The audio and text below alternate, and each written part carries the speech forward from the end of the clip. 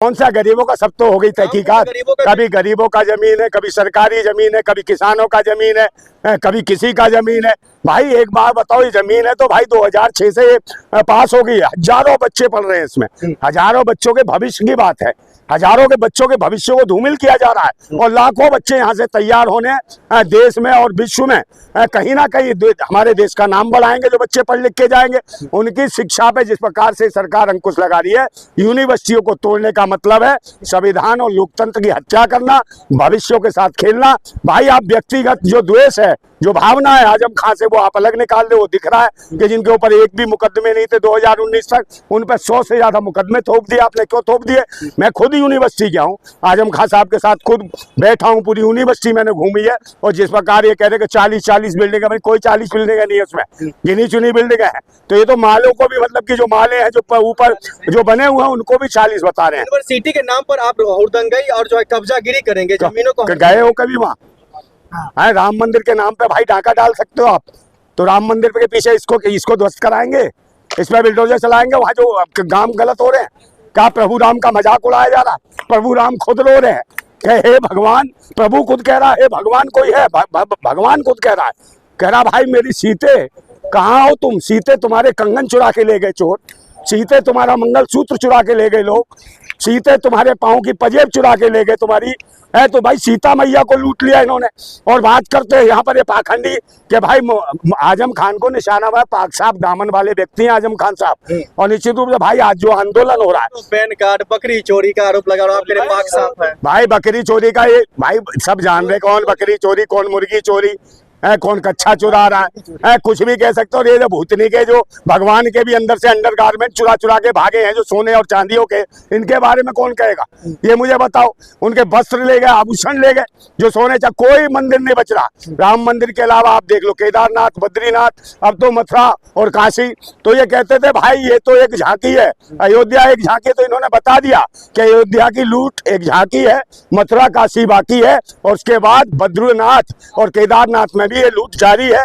तो ये सब आरएसएस के भाजपाई गुंडे हैं, ये लुच्चे लफंगे हैं, लुगाईबाज छिनरे हैं। इन छिनरों का होगा इलाज, क्योंकि इनके पिछवाड़े में है खाज। और निश्चित रूप से देश के जीएनजी जो है जितने घूम रहे हैं, ये सब के सब देख रहे हैं, इनको देख रहे हैं, इनकी खुजली ठीक करनी है आज।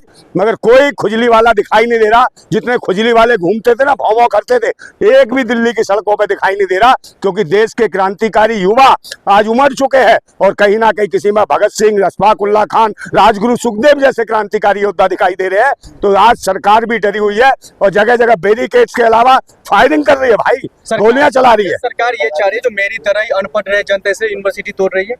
भाई यूनिवर्सिटी तो छोड़ ही दिया, वो तो तोड़ना चाहते हैं।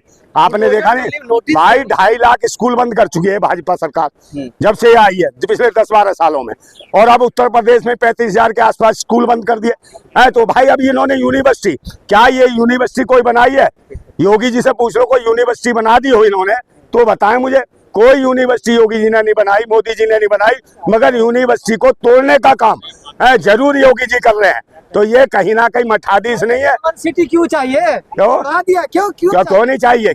क्या करोगे? यूनिवर्सिटी क्यों चाहिए? तो सबको ओ भाई तुम एक काम करो, लंगोटी और वो भगवा पहनो, हाथ में लो कटोरा, समझे ना, और बैठ जाओ जंतर मंतर के बाहर भीख मांगो, समझे, उसी मंदिर के बाहर मांगो। क्यों तोड़ा जा रहा है? क्या ये आजम खान का इसलिए तोड़ा जा रहा है? बिल्कुल आजम खान साहब का है, क्योंकि आजम खान एकदम पाक साहब दामन वाले व्यक्ति, उनके ऊपर कोई करप्शन का चार्ज नहीं है, आज तक कोई करप्ट नहीं है उनके ऊपर, कोई ऐसा मामला नहीं। मगर 2019 के बाद आप मुझे बताइए कितनी सड़ी हुई सरकार है, कितनी गिरी हुई मानसिकता की है, जो बकरी चोरी, मुर्गी चोरी ऐसे मुकदमे लगा रही है। और जबकि सब देख रहे हैं राम मंदिर में, इस राम राज में राम को लूट लिया, वहाँ सबको दिख रहा है कि भाई राम मंदिर को लूटा है, डकैती करी है, 1200 करोड़ से ज्यादा रुपया लूट लिया।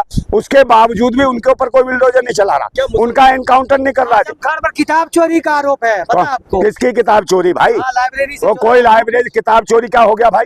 किताब चोरी जितने मुकदमे लगाए वो तो जुर्माने पे छूट जाते हैं, मगर आप उन्हें जेल कटवा रहे हो, सालों साल जेल। चुराया था कौन सी भाई, कौन सी किताब चुराई? कौन से तेरे घर से चुराई थी? जो बकवास, कहाँ से चुराया है? हाँ, किताब चुरा लिया, पता नहीं क्या क्या चुरा लिया, और ये नोट चुरा लिया, इसके बारे में एक शब्द नहीं बोलेगा, कोई अंधभक्त नहीं बोलेगा।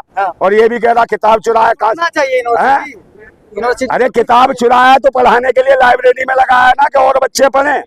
भाई किताब ही तो चुराया पढ़ाने और शिक्षा के लिए है, किसी का ये तो नहीं धन चुरा के अय्यासियों के लिए ले जा रहे हो, समझे नहीं? तो ये वो लोग हैं, तो ये अय्यास लोग हैं, सारे के सारे आरएसएस के लोग हैं। क्यों तोड़ रहे हैं वजह तो बताइए, यूनिवर्सिटी तोड़ने भाई इसलिए तोड़ रहे हैं, चुनाव आ रहा है 2027 का, 2027 का चुनाव आ रहा है, उसको लेकर इनके पास मुद्दा नहीं है। राम के मामले में आपने इनकी चोरी और डकैती की वजह से राम के मामले में इनकी छवि धूमिल हो गई है, इनके धर्म के आधार पर छवि धूमिल हो गई है।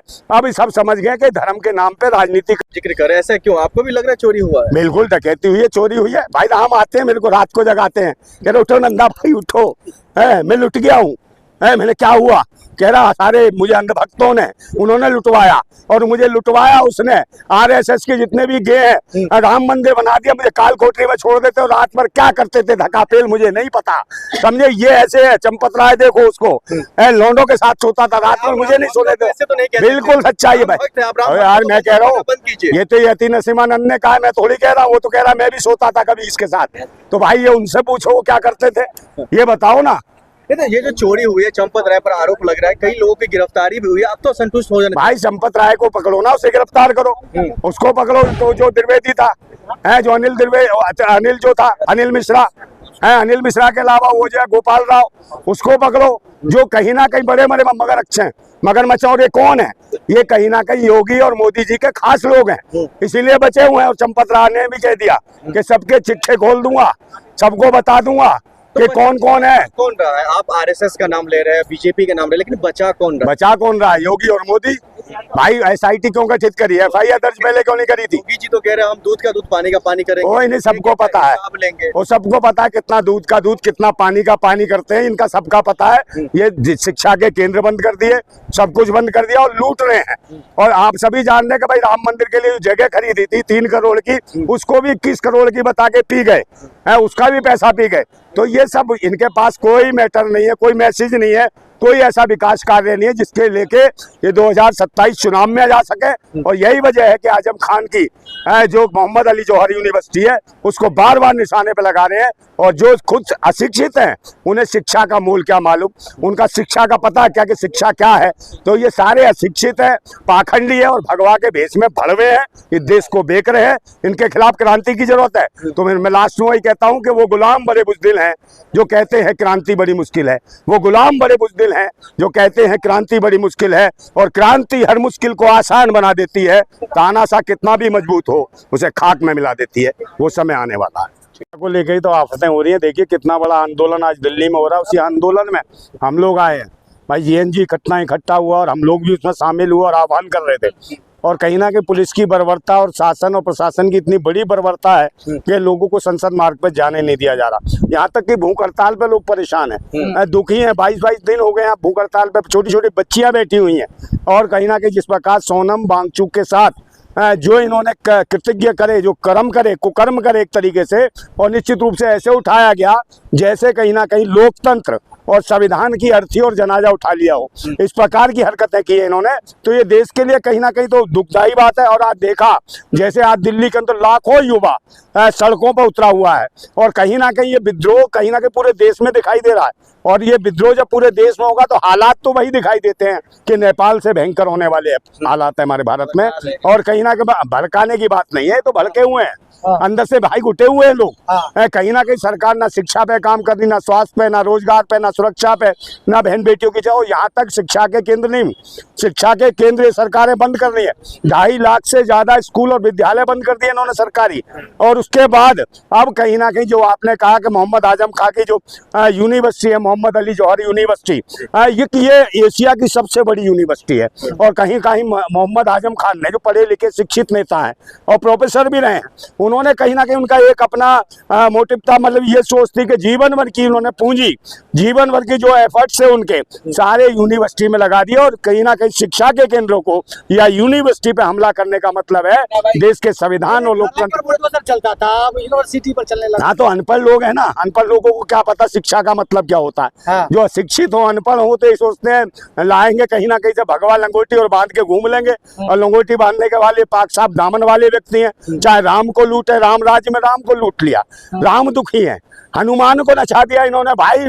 और रामचंद्र कह रहे कहाँ हो मेरे हनुमान, हनुमान कितने हो, कितने गए हो तुम? तो हनुमान कह रहा है प्रभु राम मत पूछो, इन भाजपाई अंधभक्तों ने, आरएसएस के जितने भी हैं ये समलैंगिक लोग, इन्होंने मुझे बांध लिया है, बंदी बना लिया, मेरे पैरों में घुंघरू डाल के मुझे नचनिया बना दिया है। और कहीं ना कहीं जो नितिन नवीन है उसके आगे मुझे नचा रहे हैं, मुजरा करवा रहे हैं। ए प्रभु राम अपने, मैं कैसे सुरक्षा करूं? तो बताइए, हालत है हनुमान का मजाक उड़ाने वाले और कहीं ना कहीं राम के यहाँ डाका डालने वाले। आज जंतर मंतर पे आके कुछ लोग आतंकी अंधभक्ति ये कहते हैं कि राम को गाली दी या धर्म को गाली दी, तो उनसे पूछो, उन पाखंडियों से जो आतंकी, जो राजनीतिक जो मंशा लेके घूम रहे हैं, उनसे कहो जो राम के यहाँ जिन्होंने डकैती मारी है, वो चंपत राय ने, जो कहीं ना कहीं यति नरसिम्हानंद कहता था कि भाई इसको तो लोंडे रखने की आदत है, ये शुरू से लोंडे रखता है और ये अय्यास है। तो हमें तो पता नहीं भाई आरएसएस के लोग आए कहाँ से? भगवान राम के मंदिर में लोंडों को ले लेके सोता है, तो ये कहीं ना कहीं ये संस्कार है क्या इनके? आरएसएस का मतलब ही है राष्ट्रीय समलैंगिक संघ। लेकिन सवाल ये है नंदा जी, जो भी जौहर यूनिवर्सिटी में जो स्टूडेंट पढ़ रहा है उसका एक अलग मानसिकता, इस तरीके की बातें हो रही है, और प्लस वो अवैध बिल्डिंग है उसमें। कौन कह रहा है अवैध है? अरे क्या अवैध भाई अभी डीएनए चेक कर लो, जितने भाजपाई हैं सारे भी अवैध हैं, ये भी मुगलों की नाजायज